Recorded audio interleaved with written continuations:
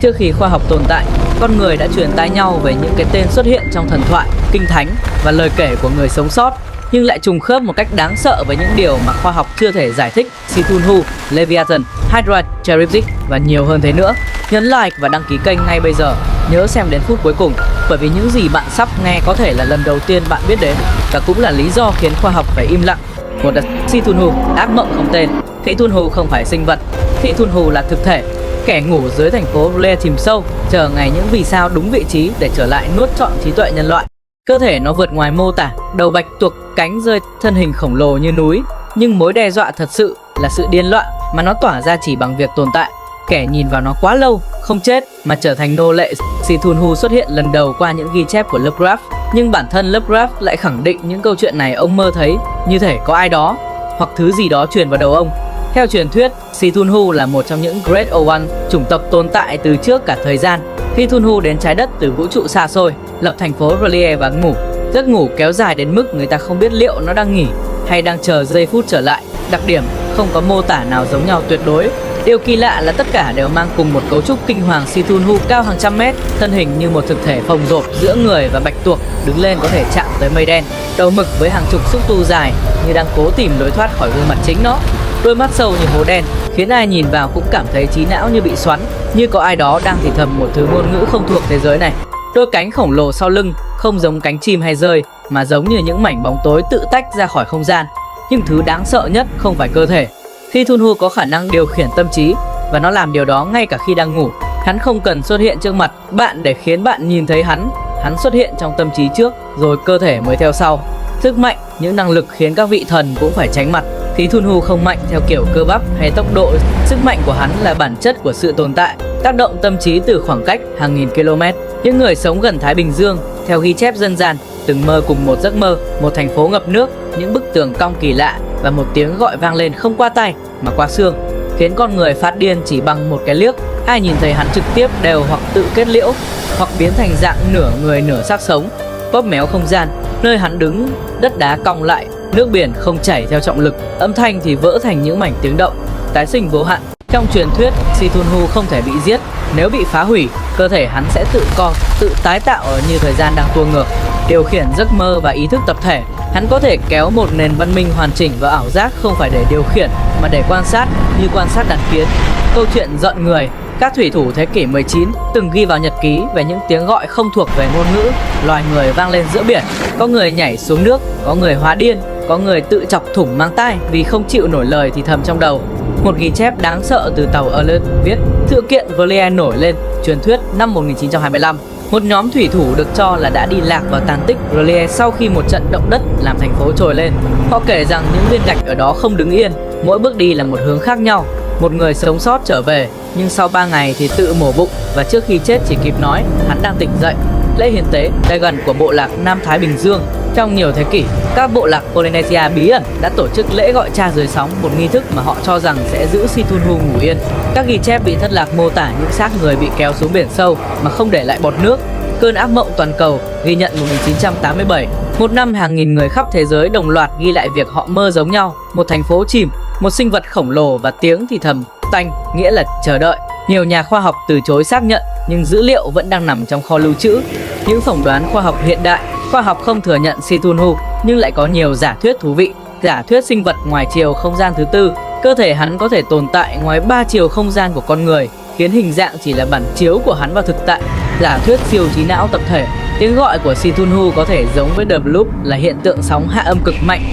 Nguồn gốc của Bloop đã từng gây ra nhiều suy đoán, từ các sinh vật biển khổng lồ chưa được biết đến cho đến các hoạt động quân sự bí mật. Hay với họ, The Bloop là quái vật Cthulhu trong truyền thuyết. Đó là một con quái vật khổng lồ đầy xúc tu phát ra tiếng kêu bí ẩn. Sở dĩ có liên tưởng như vậy bởi khu vực thu được The Bloop rất gần với vị trí được mô tả về R'lyeh, thành phố bị chìm dưới đáy đại dương, và cũng là nơi giam giữ quái vật Cthulhu, một sinh vật cổ đại ngủ quên hàng triệu năm, thỉnh thoảng tỉnh dậy, thở một hơi và cả đại dương rung chuyển, tương tác trực tiếp với vỏ não, gây ảo giác tập thể. Giả thuyết vết tích của nền văn minh bị quên lãng. Một số khảo cổ gia tin rằng R'lyeh có thể là tàn tích của một nền văn minh tiền sử được phóng đại thành thần thoại. Nguồn gốc Charybdis. Trong thần thoại Hy Lạp, Charybdis từng là một nàng tiên biển, là con gái của thần biển Poseidon và nữ thần Gaio, vị thần biển cả. Nàng xinh đẹp, trung thành và giúp cha mình mở rộng biên giới biển, nuốt trọn từng vùng đất khô cằn để biến thành đại dương. Thế nhưng, trong một trận chiến giữa Poseidon và thần Zeus, Charybdis đã giúp cha mình bằng cách nuốt lấy vùng đất của Zeus để mở rộng biển. Với Zeus, biển cả chỉ nên dừng ở ranh giới định sẵn. Hành động ấy khiến Zeus nổi giận, trừng phạt nàng bằng sấm sét. Kể từ đó, Charybdis trở thành lời nguyền của biển cả. Mỗi ngày, nàng nuốt nước biển 3 lần và phun ra 3 lần, tạo nên những xoáy nước khổng lồ có thể nuốt chửng cả con tàu chiến. Trong thần thoại Hy Lạp, Charybdis thường xuất hiện cùng Scylla, một quái vật khác sống đối diện nàng qua eo biển hẹp giữa Sicilia. Vậy, chính tại nơi này, Odysseus, anh hùng của sử thi Odyssey, từng phải đưa thuyền của mình vượt qua giữa hai con quái vật cổ đại. Ông phải lựa chọn hoặc đối đầu với Scylla, con quái vật 6 đầu chuyên bắt người, hoặc liều mạng bị nuốt vào miệng Charybdis, nơi biển cả biến thành vực xoáy khổng lồ. Người ta kể rằng nếu tránh được Charybdis, cơn xoáy chết chóc, thì thủy thủ sẽ bị Scylla kéo xuống bằng 6 cái đầu thú dữ ăn thịt người. Con đường giữa chúng được gọi là eo biển định mệnh, nơi không ai thoát ra toàn vẹn. Khi Charybdis hít vào, cả biển trời biến mất, mặt nước chìm sâu như bị xé toạc. Ông suýt bị hút xuống đáy biển, nơi mà không ai từng trở lại. Đó là nguồn gốc câu thành ngữ nổi tiếng trong tiếng Anh Between Scylla and Charybdis, nghĩa là chọn lựa giữa hai cái chết. Chính vì sức mạnh khủng khiếp ấy mà, Charybdis đại diện cho sức mạnh hủy diệt của tự nhiên, những hiện tượng không thể kiểm soát, đặc biệt là biển động và thủy triều. Trong văn hóa Hy Lạp, Charybdis không chỉ là quái vật, nó là biểu tượng của sự mất kiểm soát, của lòng tham và sức mạnh hủy diệt. Ngoại hình và sức mạnh. Vậy Charybdis trông như thế nào? Câu trả lời là không ai từng thấy trọn vẹn hình dạng của nó. Những gì người ta mô tả chỉ là một cái miệng khổng lồ như vực thẳm, rộng hàng trăm mét, bao quanh là cơn xoáy nước có thể hút cả núi đá xuống đáy biển. Một số tranh vẽ thời Trung Cổ mô tả Charybdis có thân rắn, miệng người mắt cá, hoặc là khối nước xoáy hình tròn với những cánh tay nước khổng lồ vươn ra. Khi hít vào Charybdis, tạo ra xoáy nước sâu hàng trăm mét, mỗi lần thở ra thì nước phun trào dữ dội, tạo thành sóng thần cao hàng chục mét. Một số bản ghi cổ nói rằng bên trong miệng Charybdis là hàng ngàn răng đá, và những tiếng rền vang phát ra chính là tiếng nghiền nát tàu thuyền và xác người. Charybdis không săn mồi, nó nuốt cả đại dương, và thứ bị cuốn vào chỉ là phụ phẩm của cơn đói vô tận. Charybdis dưới góc nhìn khoa học, nhưng câu hỏi lớn là liệu Charybdis có thật không? Trong thế giới hiện đại, các nhà khoa học còn cho rằng Charybdis có thể là biểu tượng hóa của những hiện tượng tự nhiên chưa được hiểu rõ. Vào thời cổ đại, các nhà hải dương học từng phát hiện những vùng nước xoáy tự nhiên khổng lồ gọi là maelstrom, có sức mạnh tương đương với mô tả trong thần thoại Charybdis và có thể xuất phát từ hiện tượng tự nhiên thật sự, những vực xoáy biển ở El Messina, giữa Ý và Sicilia. Tại đây có những hiện tượng như động đất dưới biển, hố thủy nhiệt hay những cơn phun nước do núi lửa ngầm. Dòng chảy mạnh, đáy biển gồ ghề và chênh lệch áp suất tạo ra các xoáy nước khổng lồ từng nhấn chìm nhiều con tàu từ thời cổ đại. Thủy thủ cổ đại không hiểu được hiện tượng ấy và họ gọi nó là miệng của Charybdis. Hay tại eo biển Sansomen của Na Uy hay Naruto ở Nhật Bản, tồn tại những cơn xoáy có thể nuốt tàu nhỏ chỉ trong vài giây. Khi thủy triều dâng lên hoặc là rút xuống quá nhanh, dòng chảy giữa hai vùng biển hẹp tạo nên xoáy nước mạnh, và từ xa nhìn lại, nó giống hệt một sinh vật đang thở. Kết hợp với trí tưởng tượng và nỗi sợ đại dương thời cổ đại, con người đã nhân hóa xoáy nước ấy, biến nó thành Charybdis, nữ quái vật khổng lồ dưới đáy biển Leviathan, hiện thân của hỗn loạn, con quái vật hỗn mang. Mọi người vẫn nhầm lẫn với Hydra. Leviathan trong ngành khoa học nghiên cứu về các thực thể quỷ dữ, Leviathan không chỉ là sinh vật thần thoại mà còn được xem là một trong 7 hoàng tử của địa ngục. Hắn là tội đồ của sự đố kỵ và ganh tị, là kẻ canh giữ cổng địa ngục và là biểu tượng của sự hỗn loạn và thù hận. Người ta tin rằng linh hồn nào sa ngã vì ghen ghét hay đố kỵ sẽ bị Leviathan nuốt trọn và giam mãi trong bụng biển sâu. Hắn chính là ngọn lửa xanh đen dưới đáy đại dương, là hơi thở của Satan và là bức tường ngăn giữa thế giới người sống và địa ngục. Trong các bản Do Thái, Canadian và cả trong các nền thần thoại cổ khác, nó không chỉ là quái vật mà còn là biểu tượng của hỗn loạn, tội lỗi và sức mạnh vượt ngoài tầm kiểm soát của con người. Nguồn gốc của Leviathan. Cái tên Leviathan bắt nguồn từ tiếng Hebrew cổ Levite-hafel, có nghĩa là sinh vật cuộn mình hay con rắn xoắn ốc. Leviathan xuất hiện ít nhất 5 lần trong Kinh Thánh, nổi bật nhất là trong sách Job, Thánh Vịnh và Isiach. Trong những đoạn này, Leviathan được mô tả là một sinh vật biển khổng lồ có vảy thép, mắt sáng như bình minh, miệng thở ra khói và lửa, và khi nó cựa mình, cả đại dương sôi lên địa ngục nước. Trong các bản chép cổ, Leviathan được mô tả như một con rắn biển khổng lồ dài hàng trăm mét, lưng phủ hàng nghìn lớp vảy sáng như kim loại, không thứ vũ khí nào xuyên thủng nổi. Mỗi khi Leviathan trồi lên mặt nước, sóng cao như núi, bầu trời đen đặc mây, và người ta nói rằng khi nó há miệng, ánh sáng ban ngày cũng biến mất. Hơi thở của nó là ngọn lửa địa ngục, làm nước biển sôi lên như vạc dầu. Tiếng gầm của nó đủ mạnh để xé toạc cả bầu trời. Đôi mắt của Leviathan sáng rực trong đêm, và ai dại dột nhìn vào đó sẽ sẽ mất linh hồn mãi mãi. Nước có hình ảnh đó vừa mang tính ẩn dụ, vừa khiến người đọc tin rằng sinh vật này thật sự tồn tại.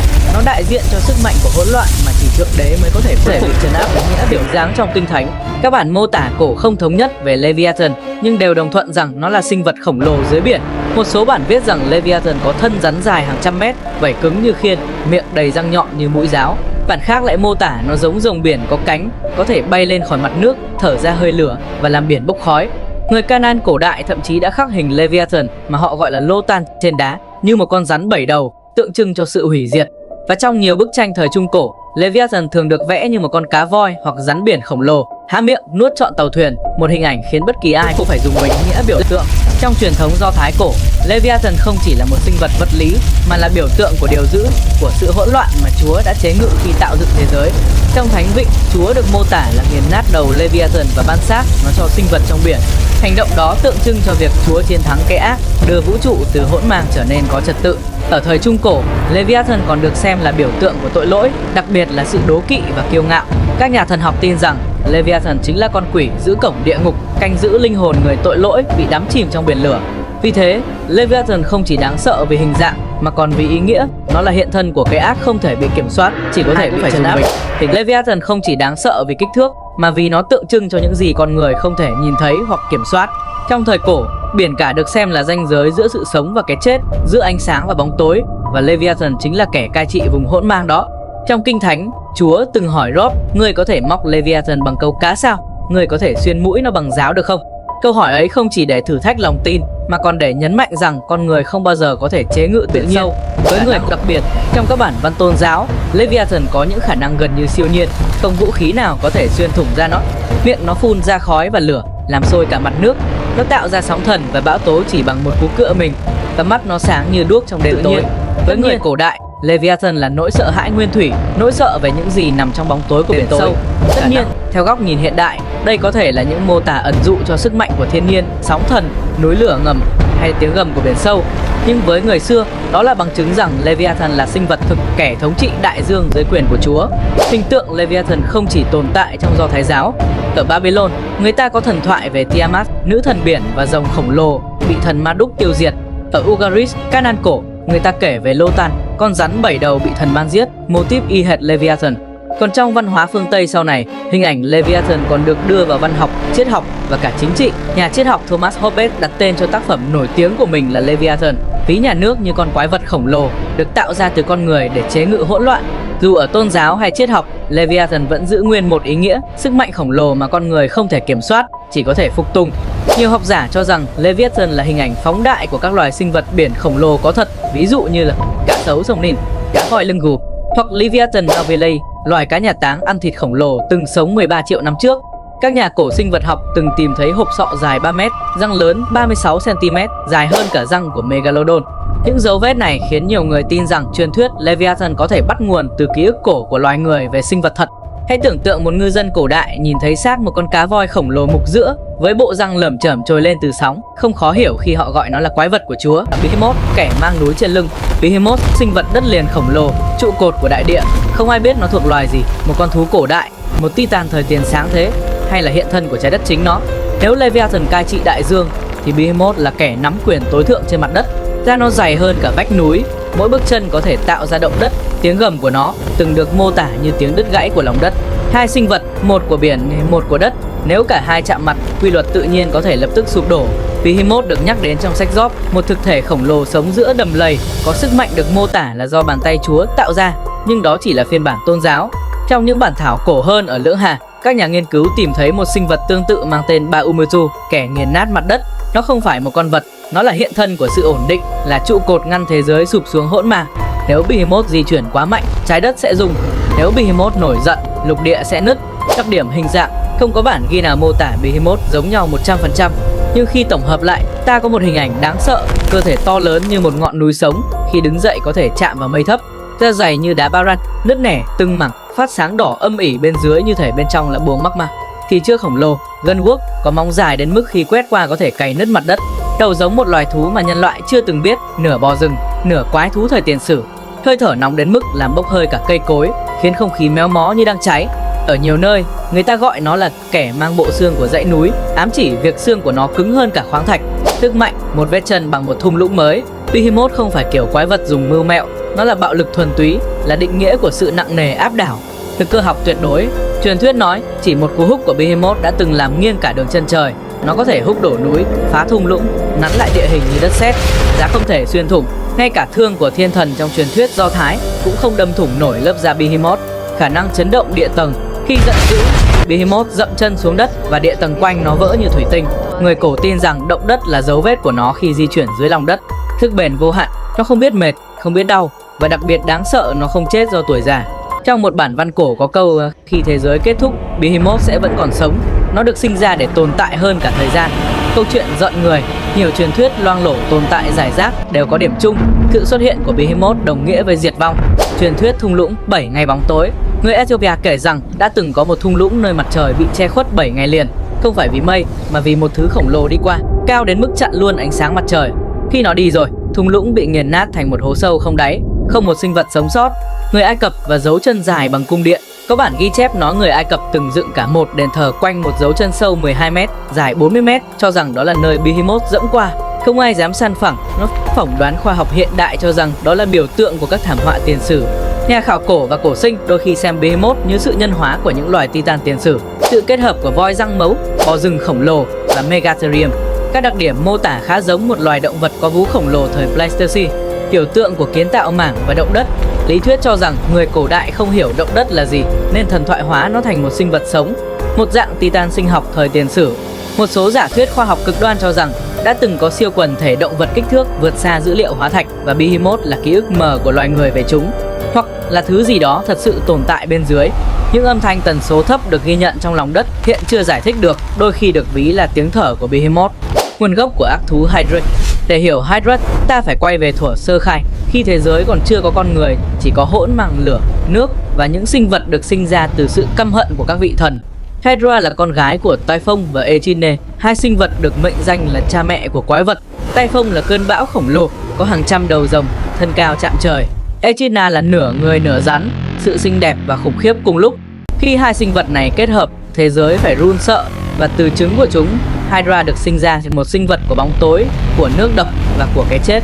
Người ta nói Hydra lớn lên ở đầm lầy Legna, nơi nước không bao giờ trong, mặt trời không bao giờ soi tới đáy. Dưới lớp bùn đặc quánh ấy, nó nằm đó ngủ chờ, lớn dần cho đến khi nó trở thành ác mộng thực sự. Hình dạng của Hydra không giống bất kỳ sinh vật nào từng tồn tại. Toàn thân nó được bao phủ bởi những lớp vảy như thép đen, phản chiếu ánh sáng lờ mờ từ mặt nước. Hydra có thể dài 40-60m. Mỗi cái đầu của nó lại có một tính cách riêng. Đầu thì hung hăng, đầu thì khôn ngoan, đầu thì rít liên tục như đang cười trong bóng tối. Có người nói nó có 6 đầu, có người thề đã thấy 9 đầu. Còn trong một bản chép cổ tìm được ở vùng Arcoes, Hydra được miêu tả có tới 50 đầu, và mỗi khi một cái bị chặt đi, hai cái mới mọc ra. Máu của Hydra có độc đến mức chỉ một giọt rơi xuống đất, cây cối quanh đó sẽ chết héo ngay tức thì. Hơi thở của nó khiến không khí biến thành độc khí, và nước nơi nó bơi qua sẽ nổi bọt và bốc khói như đang sôi. Nhưng điều khủng khiếp nhất không phải ở thân xác nó, mà là cái đầu bất tử, cái đầu trung tâm, không thể bị chặt, không thể bị đốt, vì đó là phần đại diện cho linh hồn của sự chết. Hydra, sinh vật mà đến cả các vị thần cũng phải e dè. Nó không cần săn mồi vì chính nỗi sợ đã nuôi sống nó. Cuộc chiến của Harikoli. Và rồi, một ngày, con người được chọn để đối mặt với nó. Người ấy là Harikoli, con trai của Zeus. Người anh hùng phải thực hiện 12 nhiệm vụ bất khả thi để chuộc tội, và Hydra là nhiệm vụ thứ hai. Khi Harikoli đến Legna, không khí đặc quánh như có ai bóp cổ. Mỗi hơi thở đều mùi lưu huỳnh, mùi chết chóc. Dưới mặt nước, Hydra đang chờ. Khi Harikoli rút kiếm, Hydra trồi lên, một bóng đen khổng lồ, thân dài như con tàu, 9 cái đầu quẫy loạn trong không khí. Mỗi cái đầu hét lên cùng một lúc, tạo nên âm thanh khiến mặt đất rung chuyển. Harikoli chặt một đầu, máu độc phun ra, nhưng ngay lập tức hai đầu mới mọc lên, gấp đôi, dữ tợn hơn. Anh chặt lần 2 thì lần 3 đầu càng mọc thêm, dường như không gì có thể giết được nó.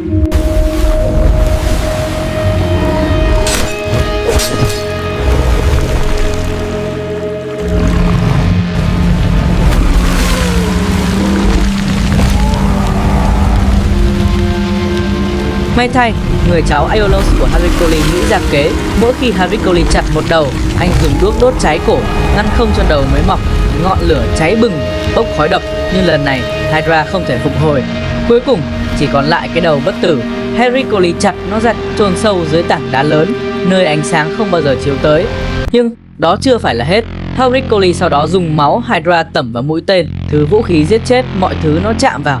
Và chính thứ độc ấy sau này đã khiến Hercule chết trong đau đớn. Kết thúc cuộc chiến, cả anh hùng lẫn quái vật đều để lại vết sẹo trong lịch sử. Hydra không chỉ là câu chuyện về một con rắn khổng lồ, nó là biểu tượng cho vấn đề không thể bị tiêu diệt bằng sức mạnh. Mỗi khi bạn chặt một đầu, hai đầu khác lại mọc lên, như những sai lầm nối tiếp, những tội lỗi nhân đôi hay những cuộc chiến không hồi kết. Đó là lý do trong tâm lý học hiện đại, người ta gọi những vấn đề khó giải quyết là hiệu ứng Hydra. Trong chính trị, trong xã hội, trong chiến tranh, Hydra tượng trưng cho sự tái sinh của cái ác, cái mà bạn chỉ có thể ngăn chặn bằng trí tuệ, không phải bạo lực. Và điều trùng hợp kỳ lạ là trong sinh học cũng có một sinh vật mang tên Hydra, một sinh vật nhỏ bé sống dưới nước, có khả năng tái sinh toàn bộ cơ thể từ một mảnh nhỏ, bất tử, giống hệt truyền thuyết. Sau khi bị giết, người ta nói nữ thần Hera, kẻ thù của Hercule, đã đặt Hydra lên bầu trời, biến nó thành một chòm sao. Chòm sao Hydra, con rắn nước dài nhất trong 88 chòm sao hiện nay. Nhưng điều kỳ lạ hơn cả là vùng đầm lầy Lerna vẫn còn đó đến tận ngày nay. Các nhà khảo cổ Hy Lạp từng khai quật ở đó và phát hiện một vùng đất lún có nước sulfur, bốc khói, mùi độc đúng như mô tả trong truyền thuyết. Họ còn phát hiện dấu tích động vật có xương sống kỳ lạ, chưa rõ thuộc về loài nào, dày dẹt, có cấu trúc xương hộp sọ như rắn nhưng khác hẳn. Liệu đó có phải là nguồn gốc của huyền thoại Hydra? Hay đơn giản con người cổ đại đã nhìn thấy thứ gì đó mà chúng ta chưa từng biết tới? Có lẽ Hydra chưa bao giờ biến mất, nó chỉ đang ngủ dưới mặt nước chờ hơi thở kế tiếp. Vậy nếu những sinh vật này thật sự đối đầu nhau, liệu đại dương sẽ rung chuyển đến mức nào? Ai sẽ là kẻ thống trị cuối cùng của vực sâu? Hãy like và đăng ký kênh ngay bây giờ để không bỏ lỡ những trận chiến kinh hoàng tiếp theo của đại dương, bởi vì những gì sắp tới còn đáng sợ hơn rất nhiều.